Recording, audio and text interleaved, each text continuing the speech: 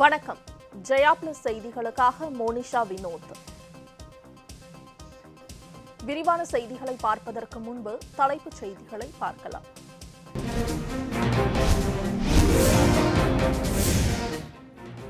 தமிழக சட்டப்பேரவை தேர்தலுக்கான இறுதி வாக்காளர் பட்டியல் வெளியிடப்பட்டது. பிற மாவட்டங்களிலும் பட்டியலை வெளியிட்ட மாவட்ட ஆட்சியர்கள்.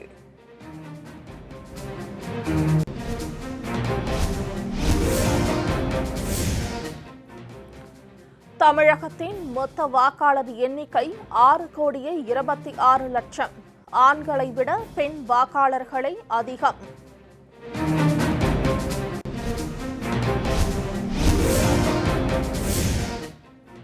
மத போதகர் பால் தினகரனுக்கு சொந்தமான இடங்களில் வருமான வரித்துறையினர் அதிரடி சோதனை. சென்னையின் பல்வேறு இடங்களிலும் கோவை காருண்யா பல்கலைக்கழகத்திலும் சோதனை தீவிரம்.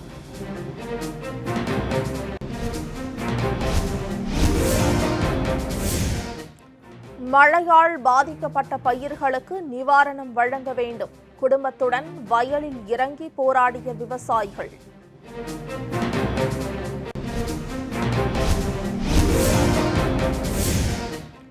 மதுரையை தொடர்ந்து திருச்சி அருகே நடைபெற்று வரும் சூரியர் ஜல்லிக்கட்டு. 500க்கும் மேற்பட்ட காளைகள் கட்டு விழுப்பு. பொதுமக்கள் உற்சாகம்.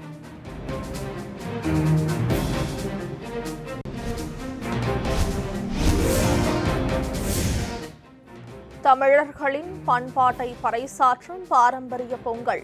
சிவகங்கை அருகே 1000க்கும் மேற்பட்ட பானைகளில் பொங்கல் வைத்து வழிபாடு.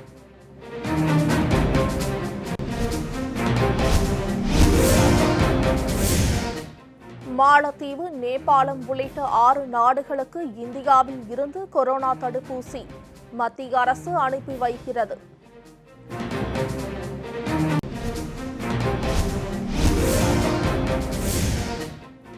வரும் காலங்களில் இந்தியா அமெரிக்கா இடையிலான உறவு மேலும் வலுப்பெறும். அமெரிக்காவின் புதிய வெளியுறவுத்துறை அமைச்சர் ஆந்தனி பிளிங்கன் நம்பிக்கை.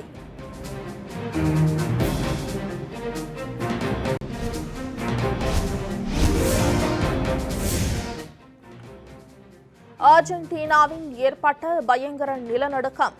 ரிக்டர் அளவுகோலில் 6.4 ஆக பதிவு.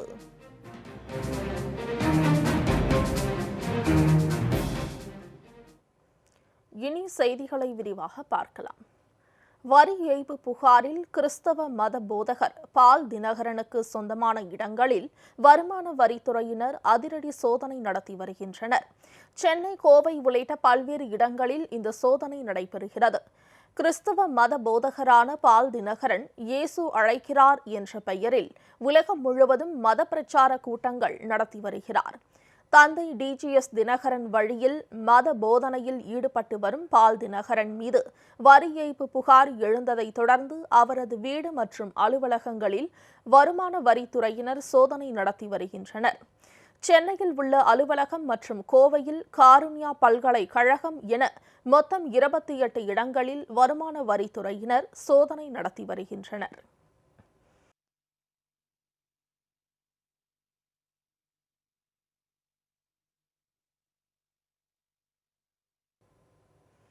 குடியரசு தினத்தையொட்டி சென்னை மெரினா கடற்கரையில் காவல் மற்றும் தீயணைப்புத்துறை சார்பில் ஒத்திகை நிகழ்ச்சி நடைபெற்றது. நாட்டின் 72வது குடியரசு தின விழா வரும் 26ஆம் தேதி கொண்டாடப்பட உள்ளது. குடியரசு தினத்திற்கு முன்பு 3 நாட்கள் ஒத்திகை நிகழ்ச்சி நடைபெறுவது வழக்கம். அதன்படி சென்னை மெரினா காமராஜர் சாலையில் உள்ள காந்தி சிலை அருகே முதல் நாள் ஒத்திகை நிகழ்ச்சி இன்று நடைபெற்றது. காவல், கடலோர காவல் படை, குதிரை படை, தீயணைப்புத் துறையும் அணிவகுப்பு ஒத்திகையில் பங்கேற்றன. கமாண்டோ, ஊர்காவல் படை ஆகியவற்றின் ஒத்திகை அணிவகுப்பும் நடைபெற்றது. இதேபோல் மோட்டார் சைக்கிளில் காவல்துறையினரின் அணிவகுப்பு ஒத்திகையும் இதில் இடம்பெற்றது.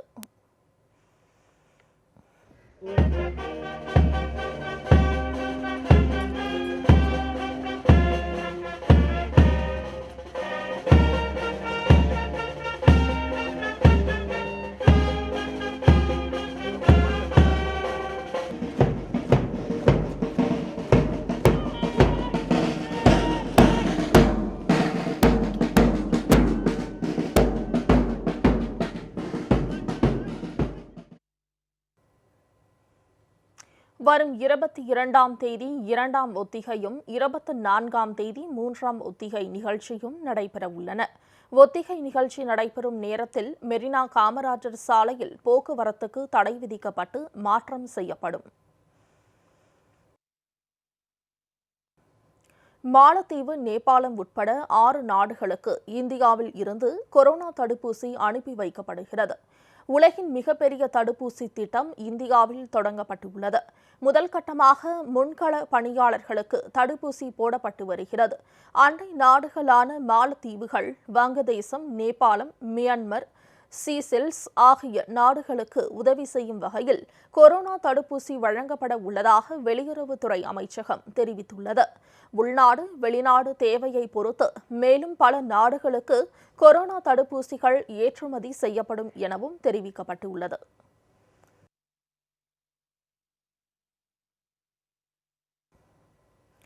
தமிழக சட்டமன்ற தேர்தலை முன்னிட்டு வாக்காளர் இறுதிப் பட்டியல் இன்று வெளியிடப்பட்டது. தமிழகத்தில் மொத்தம் 6,26,74,446 வாக்காளர்கள் உள்ளதாக தமிழக தலைமை தேர்தல் அதிகாரி தெரிவித்துள்ளார். வாக்காளர் பட்டியலில் பெயர் சேர்ப்பு, முகவரி மாற்றம் உள்ளிட்ட திருத்தங்களை மேற்கொள்ள கடந்த நவம்பர் மற்றும் டிசம்பர் மாதங்களில் சிறப்பு முகாம் நடைபெற்றது. இதற்காக நேரடியாகவும் ஆன்லைன் மூலமாகவும் விண்ணப்பங்கள் பெறப்பட்டன. அதன்படி மொத்தம் 30,68,713 விண்ணப்பங்கள் பெறப்பட்டு பரிசீலிக்கப்பட்டன.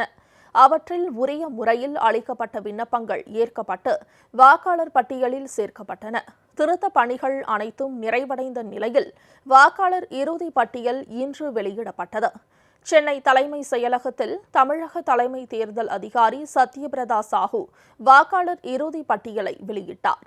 தமிழகத்தில் மொத்தம் 6,26,74,446 வாக்காளர்கள் பட்டியலில் இடம் பிடித்துள்ளனர். வாக்காளர் இறுதி பட்டியலில் 3,38,38,473 ஆண் வாக்காளர்களும் 3,18,28,727 பெண் வாக்காளர்களும் 7,246 மூன்றாம் பாலினத்தவரும் இடம் பிடித்துள்ளனர். தமிழகத்தில் அதிகபட்சமாக சோழிங்கநல்லூர் தொகுதியில் 6,94,845 வாக்காளர்கள் உள்ளனர். குறைந்தபட்சமாக துறைமுகம் தொகுதியில் 1,76,272 வாக்காளர்கள் வாக்களிக்க தகுதி பெற்றுள்ளனர். தமிழக வாக்காளர் பட்டியலில் இருந்து 5,09,307 பேர் நீக்கப்பட்டுள்ளனர். புதிதாக 21,39,395 வாக்காளர்கள் சேர்க்கப்பட்டுள்ளனர். 8,97,694 வாக்காளர்கள் முதல் முறையாக வாக்களிக்க தகுதி பெற்றுள்ளனர். 18 முதல் 19 வயதைச் சேர்ந்த 4,80,953 ஆண்களும் 4,16,423 பெண்களும் மூன்றாம் பாலினத்தவர் 318 பேரும் வாக்காளர் பட்டியலில் சேர்க்கப்பட்டுள்ளனர். இது தவிர வாக்காளர் இறுதி பட்டியலில் வெளிநாடு வாழ் தமிழர்கள் 47 பேர் இணைக்கப்பட்டுள்ளனர். வாக்காளர் பட்டியலில் பெயர் இல்லாதவர்கள் நேரிலும் ஆன்லைன் மூலமும் விண்ணப்பிக்கலாம் என்றும் 2021ஆம் ஆண்டு ஜனவரி 1ஆம் தேதியின்படி 18 வயது நிறைவடைந்தவர்களும் விண்ணப்பிக்கலாம் எனவும் தமிழக தலைமை தேர்தல் அதிகாரி தெரிவித்துள்ளார்.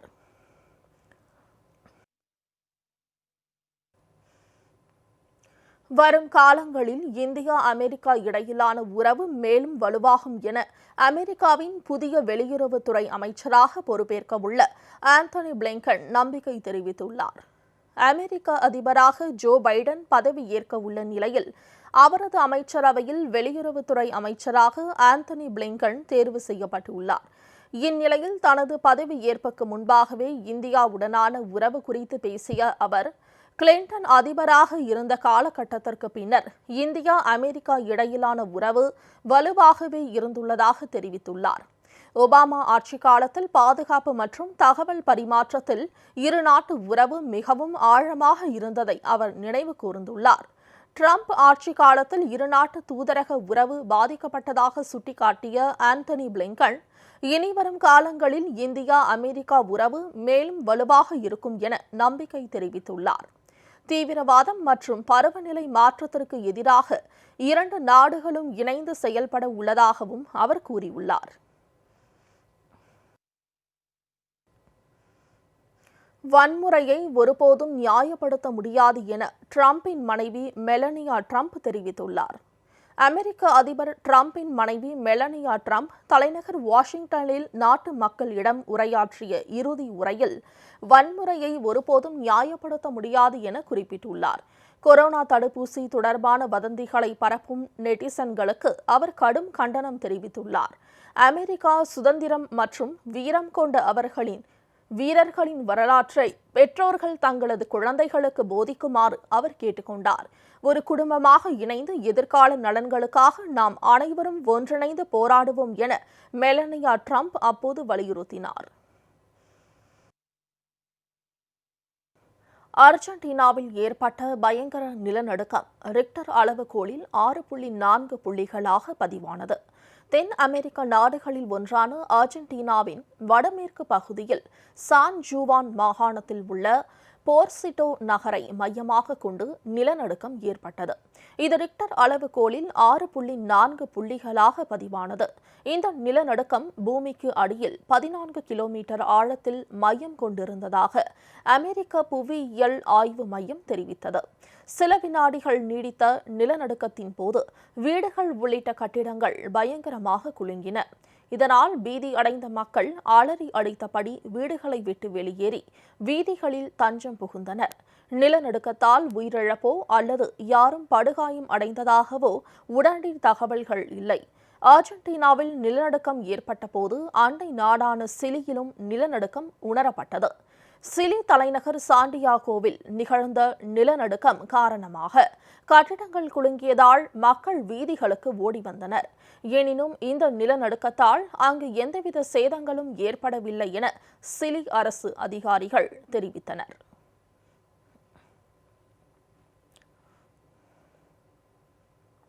திருச்சி மாவட்டம் சூரியூரில் நடைபெற்று வரும் ஜல்லிக்கட்டு போட்டியில் 550க்கும் மேற்பட்ட காளைகள் களம் இறக்கப்பட்டுள்ளன. தமிழர் திருநாளான பொங்கல் திருநாளையொட்டி திருச்சி மாவட்டம் சூரியூரில் அரசு விதிமுறைகளின்படி ஜல்லிக்கட்டு போட்டி தொடங்கியுள்ளது. பெரம்பலூர், அரியலூர், கரூர், தஞ்சாவூர், புதுக்கோட்டை உள்ளிட்ட மாவட்டங்களில் இருந்து 550க்கும் மேற்பட்ட காளைகள் இதில் களம் இறக்கப்பட்டுள்ளன. 450க்கும் மேற்பட்ட மாடுபிடி வீரர்களும் இதில் பங்கேற்றுள்ளனர். வாடிவாசல் வழியாக சீறி பாய்ந்த காளைகளை இளைஞர்கள் வீரத்துடன் அடக்கி பார்வையாளர்களை மகிழ்வித்து வருகின்றனர்.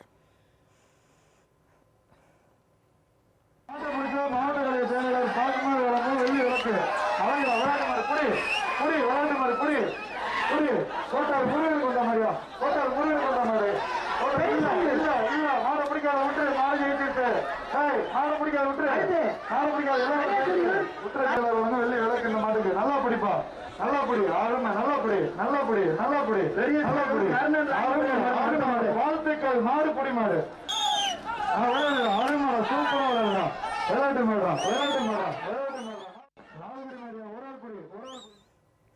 காவல்துறை பாதுகாப்பு மற்றும் விபத்துகளை தடுப்பதற்காக 10க்கும் மேற்பட்ட மருத்துவர்கள் தயார் நிலையில் உள்ளனர். போட்டியில் வெற்றி பெறும் காளைகளுக்கும் காளையின் உரிமையாளர்களுக்கும் மிதிவண்டிகள், பீரோ, தங்க காசு உள்ளிட்ட பரிசு பொருட்கள் வழங்கப்படுகின்றன.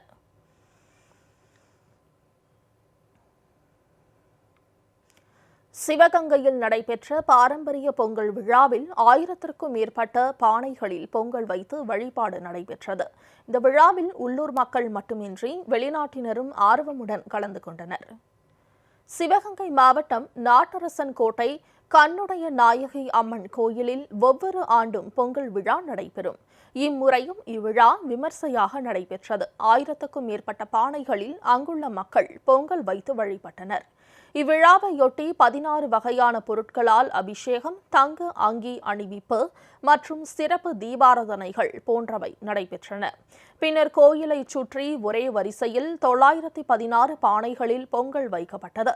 இவை தவிர கண்ணுடைய நாயகி அம்மன் கோயிலுக்கு பாத்தியப்பட்டவர்களும் பொங்கல் வைத்தனர். இவ்விழாவில் சிவகங்கை, ராமநாதபுரம், மதுரை, திண்டுக்கல், தேனி உள்ளிட்ட பகுதிகளில் இருந்து ஏராளமானோர் கலந்து கொண்டனர். Australia, Dubai, Malaysia, Singapore, America ஆகிய நாடுகளில் இருந்தும் வருகை தந்த 50க்கும் மேற்பட்டோர் பொங்கல் விழாவை கண்டுகளித்தனர்.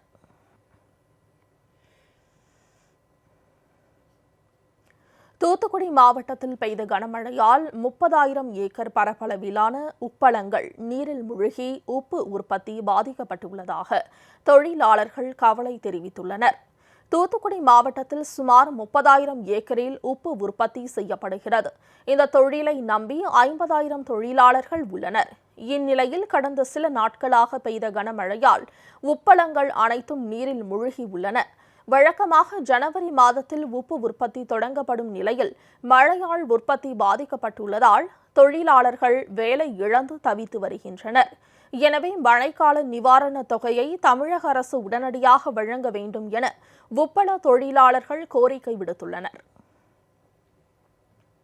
இந்த ஜனவரி மாதங்கிறது உப்பு உற்பத்தி துவக்கப்படக்கூடிய காலம். இந்த காலகட்டத்தில் இன்னைக்கு இந்த பெருமழையினால இன்னைக்கு முழுவதுமாக உப்பளங்கள் மிகப்பெரிய அளவுக்கு வெள்ளக்காடாக மாறி இன்னைக்கு உப்பள தொழிலாளர்களுக்கான வாழ்வாதார வாழ்வியல் சூழல்ங்கிறது மிகப்பெரிய கேள்விக்குறியாக உள்ளாக்கப்பட்டுள்ளது. எனவே இந்த பெருவெள்ளத்தில் விவசாயிகளுக்கு எப்படி அரசு மானியம் வழங்குதோ அதே போன்று உப்பள தொழிலாளர்களுக்கும் குறிப்பாக அவர்கள் சொன்னது போல ஒரு மழைக்கால நிவாரணத்தையாவது உடனடியாக அறிவித்து அதை வழங்கணுங்கிறது தான் எங்களுடைய கோரிக்கை. மழை பெஞ்சதுனால எங்களுக்கு ஒரு 2-3 மாதம் வேலை இல்லாமல் போயிட்டு, அதனால் ஏதாவது நஷ்டஈடு ஏதாவது உப்பளத்து தொழிலாளருக்கு அரசாங்கம் வழங்கும்படி கேட்டுக்கொள்கிறோம். இப்போ 2-3 மாதமாக மழை பெஞ்சதுனால வேலை எதுவும் கிடையாது. தண்ணி இப்போ வடிகிறது கிடையாது. தண்ணி வடி இன்னும் 2 மாதம் ஆகும். இதனால் எங்களுக்கு வீட்டில் தான் இருக்கோம். வேலையும் கிடையாது, ஒன்றும் கிடையாது. வேலை உப்பு அது தொடங்க தான் வேலை. அதனால் வீட்டிலே தான் இருக்கோம். இது பார்த்து அரசாங்கம் ஏதாச்சும் நிதி பார்த்தா கரெக்டாக இருக்கும்.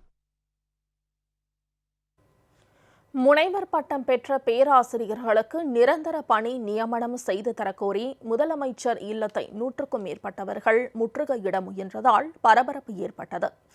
தமிழ்நாடு பொறியியல் முனைவர் சங்கம் சார்பில் டாக்டர் பட்டம் பெற்ற 100க்கும் மேற்பட்ட பேராசிரியர்கள் தங்களுக்கு பணி நியமன ஆணை வழங்க கோரி முதல்வரிடம் மனு அளிக்க சென்னை கிரீன்வே சாலையில் உள்ள முதலமைச்சர் இல்லத்திற்கு வந்தனர். முதல்வர் இல்லத்தை நோக்கி சென்றவர்களை காவல்துறையினர் தடுத்து நிறுத்தினர். இதனையடுத்து அச்சங்கத்தின் முக்கிய உறுப்பினர்கள் சென்று முதல்வரிடம் மனு அளித்தனர். 1500க்கும் மேற்பட்ட காலி பணியிடங்கள் இருப்பதால் அதனை உடனடியாக நிரப்புவதற்கு அரசு பரிசீலனை செய்ய வேண்டும் என மனுவில் தெரிவிக்கப்பட்டுள்ளது. கவர்மெண்ட்டில் 1500 வேக்கன்ட் இருக்குங்க. பிஹெச்டி டாக்டரேட்ஸ்க்கு இந்த உறுப்பு கல்லூரிகளான இன்ஜினியரிங் கல்லூரியில் இருக்குது. அந்த காலேஜில் சீட்டை வேக்கண்ட்டை சீட்டை ஃபில் பண்ணுறதுக்காக நாங்கள் பலமுறை கோரிக்கை கொடுத்தோம். இந்த தமிழக அரசு எந்த விதமான நடவடிக்கையும் எடுக்கலை.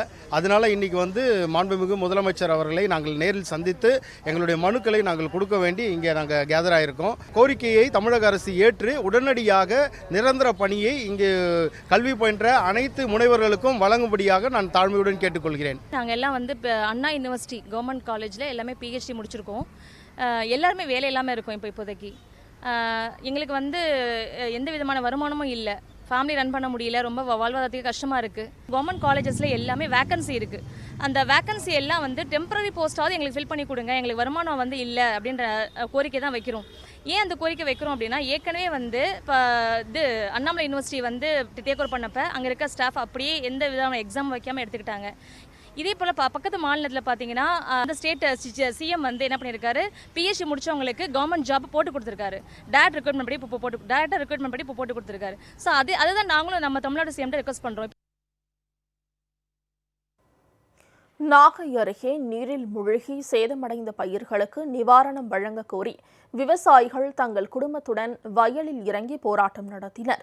நாகை மாவட்டத்தில் கடந்த 10 தினங்களாக பெய்த கனமழை காரணமாக அறுவடைக்கு தயாராக இருந்த 87,000 ஏக்கர் நெற்பயிர்கள் நீரில் மூழ்கியுள்ளன.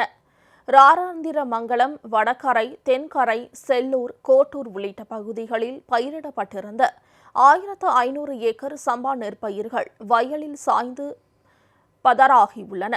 இதனால் பாதிக்கப்பட்ட விவசாயிகள் தங்கள் குடும்பத்துடன் வயலில் இறங்கி அழுகிய நெற்பயிர்களை கைகளில் ஏந்தியபடி போராட்டத்தில் ஈடுபட்டனர். இனி குற்ற நிகழ்வுகள் சிலவற்றை சுருக்கமாக பார்ப்போம். திருவண்ணாமலை மாவட்டம் வந்தவாசியில் கோயில் உண்டிகளை உடைத்து பணத்தை திருடிய இருவரை சிசிடிவி காட்சி மூலம் போலீசார் கைது செய்தனர். வந்தவாசி டவுன் சன்னதி புது தெருவில் உள்ள விநாயகர் கோயிலில் மர்ம நபர்கள் இருவர் உண்டிகளை உடைத்து பணத்தை கொள்ளையடித்து சென்றனர்.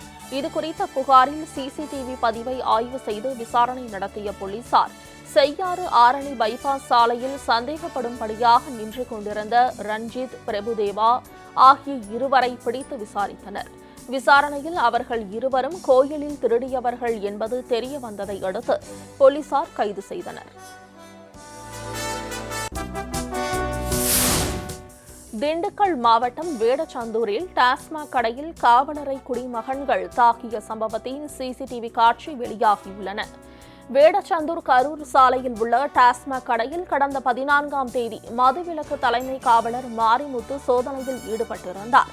அப்போது அங்கு வந்த சிலர் அதிக அளவில் மதுபானங்களை வாங்கிச் சென்றதால் அது குறித்து காவலர் மாரிமுத்து விசாரித்துள்ளார். இதனால் ஆத்திரமடைந்த அவர்கள் காவலரை தாக்கிவிட்டு தப்பியோடிவிட்டனர். இந்த காட்சி அங்கிருந்த சிசிடிவியில் பதிவாகியிருந்ததால் காவலரை தாக்கிய நாட்ராயன், தாமரைக்கனி, அருண் கருப்பையா ஆகிய மூவரையும் போலீசார் கைது செய்தனர்.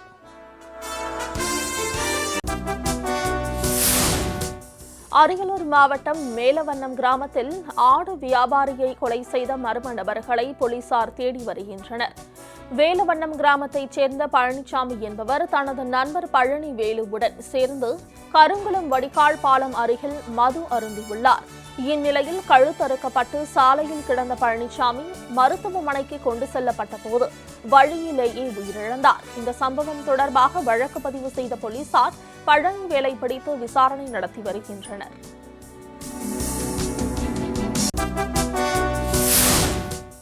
திண்டுக்கல் மாவட்டம் கொடைக்கானலில் பள்ளி மாணவிக்கு பாலியல் தொல்லை கொடுத்த இளைஞர் போக்சோ சட்டத்தில் கைது செய்யப்பட்டார். பாக்கியபுரம் பகுதியைச் சேர்ந்த 11ஆம் வகுப்பு மாணவிக்கு அதே பகுதியைச் சேர்ந்த சாம் என்ற இளைஞர் பாலியல் தொல்லை கொடுக்க முயன்றதாக கூறப்படுகிறது. இதுகுறித்து மாணவியின் தந்தை கொடுத்த புகாரின் பேரில் சாமை போக்சோ சட்டத்தில் போலீசார் கைது செய்தனர். வேலூரில் 5 லட்சம் ரூபாய் மதிப்பிலான புகையிலை போதைப் பொருட்களை போலீசார் பறிமுதல் செய்தனர். வேலூர் புதிய பேருந்து நிலையம் அருகில் சோதனை மேற்கொண்ட போலீசார் பெங்களூருவில் இருந்து வந்த மினி வேனை தடுத்து நிறுத்தி சோதனையிட்டனர். அப்போது குட்கா, பான்பராக் உள்ளிட்ட தடை செய்யப்பட்ட போதைப் பொருட்கள் வாகனத்தில் மறைத்து வைக்கப்பட்டது தெரியவந்தது. இதையடுத்து 5 லட்சம் ரூபாய் மதிப்பிலான போதைப் பொருட்களை பறிமுதல் செய்த போலீசார் இது தொடர்பாக ஹைதர் அலி, பர்தான் ஆகிய இருவரை கைது செய்தனர்.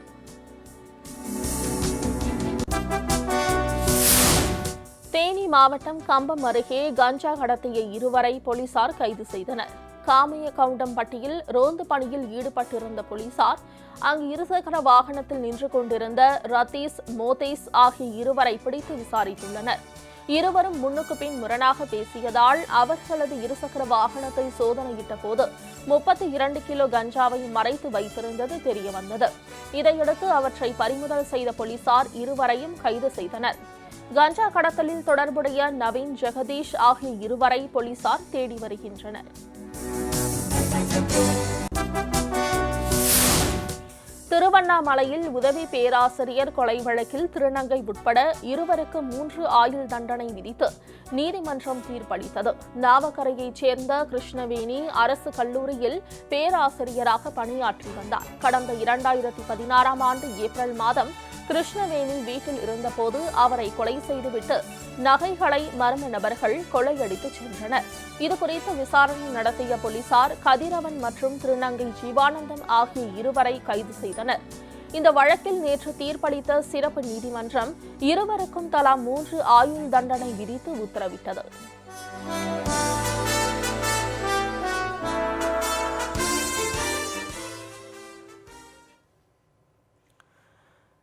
S-400 ஏவுகணை பாதுகாப்பு கருவியை இயக்குவதற்கு பயிற்சி எடுப்பதற்காக இந்திய ராணுவ வீரர்கள் விரைவில் ரஷ்யா செல்ல உள்ளதாக தகவல்கள் வெளியாகியுள்ளன. ரஷ்யாவிடம் இருந்து 5 S-400 ஏவுகணை பாதுகாப்பு கருவிகளை இந்தியா வாங்குகிறது. சுமார் 35,000 கோடி ரூபாய் மதிப்பிலான இந்த ஒப்பந்தத்திற்கு அமெரிக்கா கடும் எதிர்ப்பு தெரிவித்த போதிலும் இந்தியா அதை பொருட்படுத்தவில்லை. முதற்கட்டமாக நடப்பு ஆண்டின் இறுதிக்குள் S-400 ஏவுகணைகள் இந்தியாவிடம் ஒப்படைக்கப்பட உள்ளன.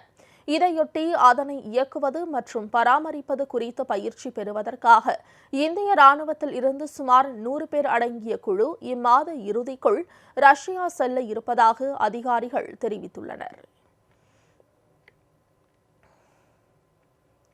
சீனாவில் பரவிய கொரோனா வைரஸால் உலக நாடுகள் பாதிப்புக்கு உள்ளாகி இருப்பதாக அமெரிக்க முன்னாள் அதிபர் டொனால்ட் ட்ரம்ப் குற்றம் சாட்டியுள்ளார். அமெரிக்க அதிபர் தேர்தலில் ஜனநாயக கட்சி வேட்பாளரான ஜோ பைடன் வெற்றி பெற்றார். இதையடுத்து அவர் அமெரிக்காவின் 46வது அதிபராக இன்று பதவியேற்க உள்ளார். இந்நிலையில் அமெரிக்க அதிபர் டொனால்ட் ட்ரம்ப் பதவியில் இருந்து விடைபெறுகிறார். அதற்கு முன் தலைநகர் வாஷிங்டனில் நடைபெற்ற வழியனுப்பு விழாவில் அவர் நாட்டு மக்களிடம் உரையாற்றினார். அப்போது பேசிய ட்ரம்ப், கடந்த 4 ஆண்டுகளுக்கு முன் நாட்டை மறுகட்டமைப்பு செய்யும் மிகப்பெரிய தேசிய முயற்சியை தொடங்கியதாக தெரிவித்துள்ளார். சீனா மீது வரலாறு காணாத வரி விதிப்புகளை மேற்கொண்டோம் என்றும், சீனாவில் பரவிய கொரோனா வைரஸால் முழு உலகமும் பாதிக்கப்பட்டது என்றும் கூறினார். கொரோனா தொற்றுக்கு குறைவான காலத்தில் தடுப்பூசி கண்டுபிடிக்கப்பட்டது பெரும் மகிழ்ச்சி அளிப்பதாக அவர் தெரிவித்துள்ளார்.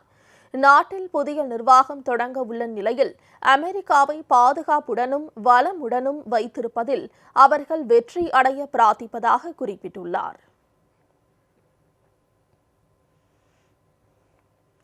கொரோனா வைரஸால் உயிரிழந்த அமெரிக்க மக்களுக்கு வாஷிங்டனில் உள்ள நினைவிடத்தில் ஜோ பைடன் மற்றும் கமலா ஹாரிஸ் அஞ்சலி செலுத்தினர்.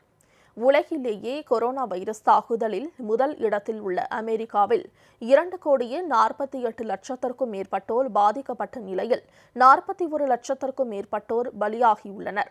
இந்நிலையில் தலைநகர் வாஷிங்டனில் உள்ள லிங்கன் நினைவிடத்தில் நடைபெற்ற தேசிய நினைவு விழாவில் கொரோனாவால் உயிரிழந்த மக்களுக்கு அதிபராக பதவியேற்க உள்ள ஜோ பைடன் மற்றும் துணை தலைவராக தேர்ந்தெடுக்கப்பட்ட கமலா ஹாரிஸும் அஞ்சலி செலுத்தினர்.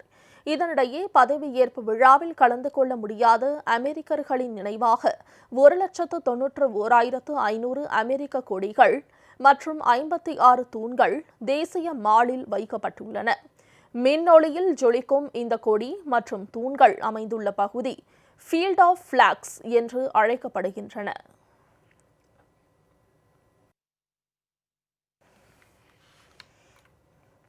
செய்திகள் நிறைவடைந்தன. அடுத்தடுத்த நிகழ்வுகளுக்கு தொடர்ந்து பாருங்கள் ஜெயா பிளஸ் செய்தி சேனலை.